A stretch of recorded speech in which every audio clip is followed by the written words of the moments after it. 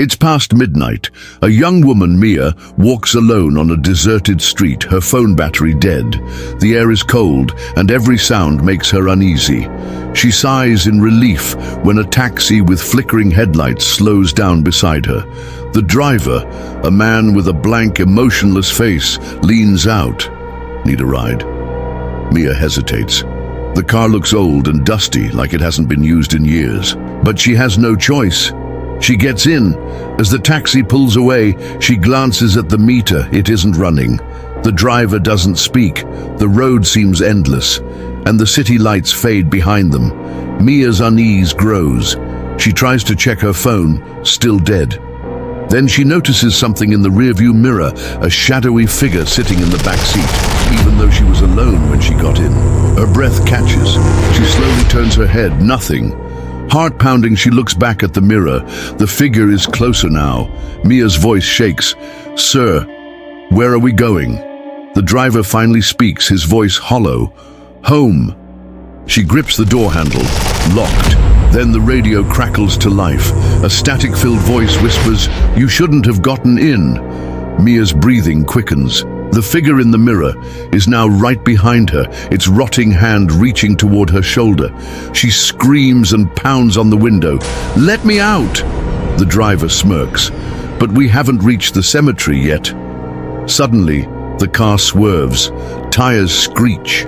Mia jolts forward, and everything goes black. She wakes up on the same street where she first got in. The taxi is gone. Shaking, she stumbles to her feet. Then she notices something on the ground. A newspaper, dated 20 years ago. The headline, "Young woman found dead after taking a phantom taxi." Below it, her own photo.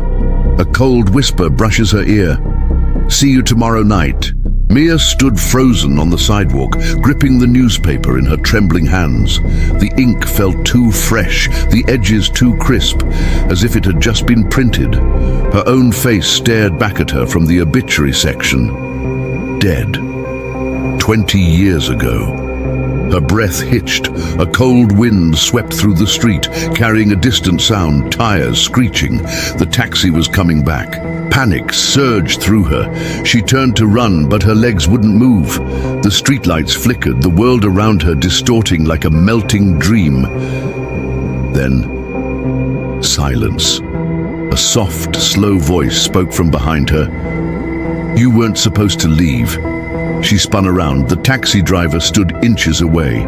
His suit was tattered, skin gray and peeling, lips curled into a grin that stretched too wide.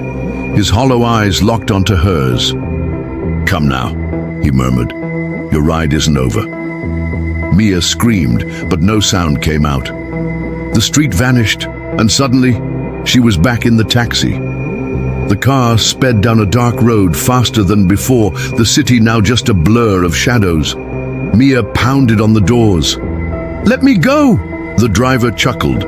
"You already went, but you never paid the fare." She looked down. The meter was running now, but instead of money, it showed something else. Her heartbeat thundered in her ears. "Please," she whispered. "What do you want?" The driver slowly turned his head, cracking bones as he grinned. "A replacement." Mia's breath caught. The meaning sank in. Someone had to take her place. She lunged for the door again. This time it swung open. The road beneath them wasn't asphalt anymore. It was a swirling, endless void. She had seconds to decide. She jumped. Mia hit the ground expecting pain, but she landed softly. The world around her was normal. A busy street, neon signs, the smell of food stalls. She was back in the city. Breathing hard, she looked around.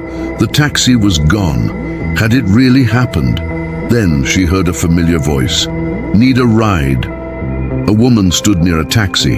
Her hands trembled, phone battery dead, looking just as scared as Mia had been earlier that night. Mia's blood ran cold.